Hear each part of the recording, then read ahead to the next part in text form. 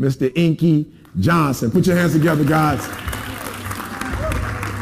Every day I'm chasing something different. Every day the way I operate is totally different, and it's not about the product for me as much as it is about the process. And what I mean about the process saved my life.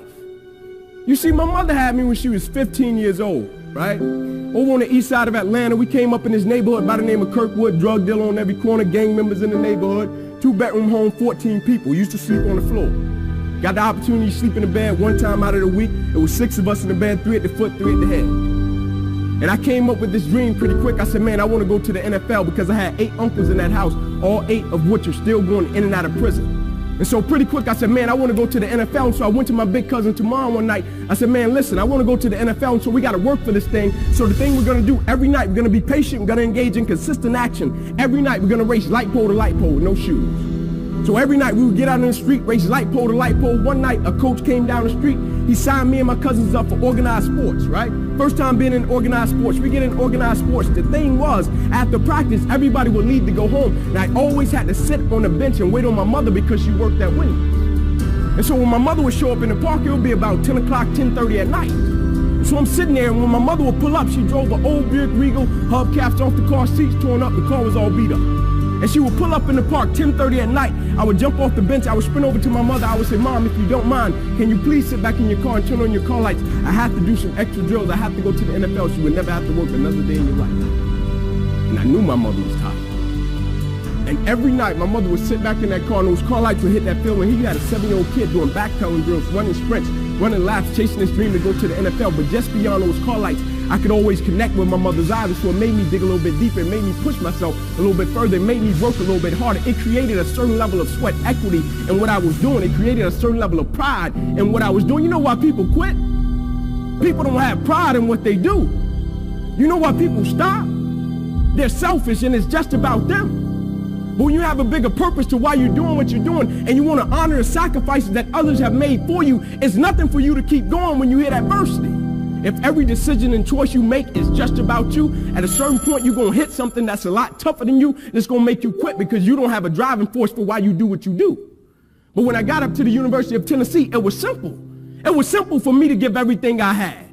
My freshman year, I played special teams. My sophomore season, I broke the starting lineup, had a really strong sophomore season. The summer heading into my junior year, I still remember the day where I was sitting in our film room, and I was watching film on the California Bears. My defensive backs coach, Larry Slade, came in the room. He said, Inky, I got some good news for you.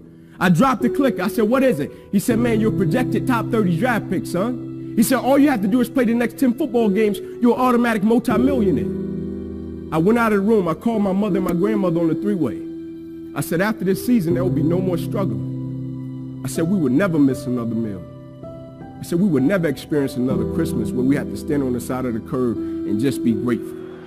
And I hung it up. First football game, I went out, played great, got an interception, shut Cal down. Second game, we're playing against Air Force, got late in the game, fourth quarter, guy dropped back, he threw the ball to a receiver coming out my sideline. Me and the guy, we went head on. As soon as I hit the guy, I felt as if every breath in my body left. Body went completely limp, fell to the ground, I blacked out. Never happened to me before. When my eyes opened, I'll never forget, my teammates ran over, they said, Ink, get up, let's go. I said, I can't. I said, I can't move.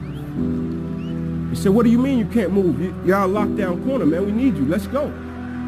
I said, I know, man, but this time I can't move. I flipped my head up to the sky, I said, God, I said, surely nothing is happening in this moment that can alter my life. They got me over to the hospital, they took me back, they ran CAT scans, they brought me back into my room, and all in a 15-second time frame, the doctor came running in from the opposite side. He said, hey, get in there, we got to rush this guy back to emergency surgery, he's about to die. I said, what? He said, son, you have busted up subclavian artery in your chest, you're bleeding internally, we have to rush you back, take the main vein out of your left leg, plug it into your chest in order to save your life. When I opened my eyes from recovery, the same doctor was over me. He said, son, have some good news and some bad news for you. I said, you got some bad news for me? After telling him I was about to die, I'm still alive. How bad can it get? I'm still here. He said, the good news is we saved your life. I said, thank you, sir. He said, the bad news is, Ink, you have nerve damage in your right shoulder. I said, okay, cool. He said, but son, it's a strong possibility that you probably can never play the game of football again in your life. I said, no way. I said, no disrespect to you, Doc, but I've been working for this ever since I was 7 years old. I said, no disrespect to you, Doc, but you wasn't in the park with me and my mother. When I was 7 years old and she was sitting in that Buick she got done working at Wendy's. No disrespect to you, Doc, but you didn't come up in that 2-bedroom home, 14 people sleeping on the floor. No disrespect to you, Doc, but you didn't miss those meals and stay focused and never made an excuse. I never cheated. I never cheated. Like my conscience still until this day won't let me, like I can't cheat. I can't look myself in the mirror and say, Ink, you did a good job knowing that I cheated. I can't cheat. One of the greatest pieces of advice that my mother gave me was this: son, whenever you start, you make sure you finish it.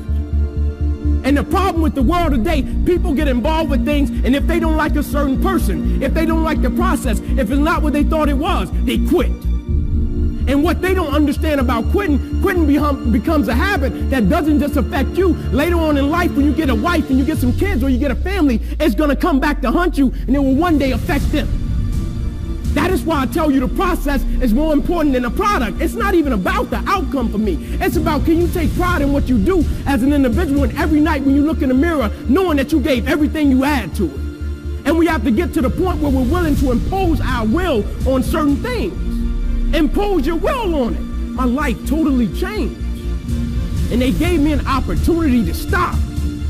And most people, when you give them an opportunity to stop while they're chasing something, they take advantage of it because they feel as if, man, why did this have to happen to me? I felt as if, why not me?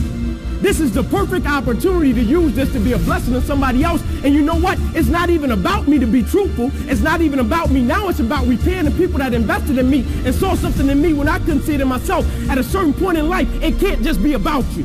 And the moment that we understand that, and every day we wake up, we understand that life is a blessing and life is a gift. And if you were to check out today, how would you want to be remembered? It's bigger than you.